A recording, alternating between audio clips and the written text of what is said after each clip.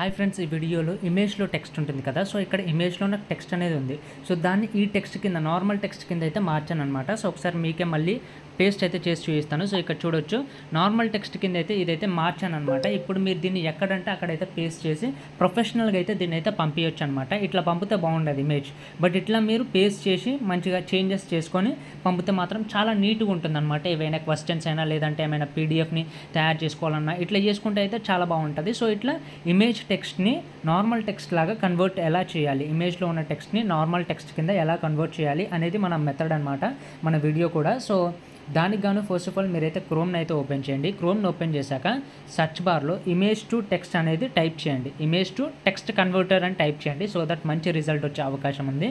And ఆ తర్వాతకి ఇక్కడ మనకి ఇమేజ్ టు టెక్స్ట్ కన్వర్టర్ అనేది అయితే ఉంటుంది. సో అండ్ డొమైన్ గుర్తుపెట్టుకోండి, ఇమేజ్ టు టెక్స్ట్ .info అనమాట. సో దాని మీద మాత్రమే క్లిక్ చేయండి, ఎందుకంటే ఈ వెబ్సైట్ మాత్రమే వర్క్ అవుతుంది అనమాట. వేరే వాటితో కంపేర్ చేస్తే ఇది చాలా బాగా వర్క్ అవుతుంది. ఇప్పుడు మీరు ఏం చేస్తారంటే ఇక్కడ మీకు upload up to 50 images at once అని అయితే చూపిస్తుంది. అంటే మీరు 50 ఇమేజెస్ని ఒకటేసారి అప్లోడ్ చేసి దానికి సంబంధించిన టెక్స్ట్ని కాపీ చేసుకొని ఎక్కడైనా పేస్ట్ చేసుకొని మీ ప్రొఫెషనాలిటీని చూపించుకోవచ్చు అని చెప్తుంది. సో ఇక్కడ బ్రౌజ్ అని ఉంది కదా, దాని మీద క్లిక్ చేయండి. క్లిక్ చేయగానే వెంటనే గ్యాలరీ అనేది ఓపెన్ అవుతుంది అనమాట. సో ఈ గ్యాలరీలో నుంచి వెళ్ళి మీరు ఇమేజ్ని అయితే సెలెక్ట్ చేసుకోండి. ఫర్ ఎగ్జాంపుల్ నేను ఒక ఇమేజ్ని అయితే సెలెక్ట్ చేసుకున్నాను.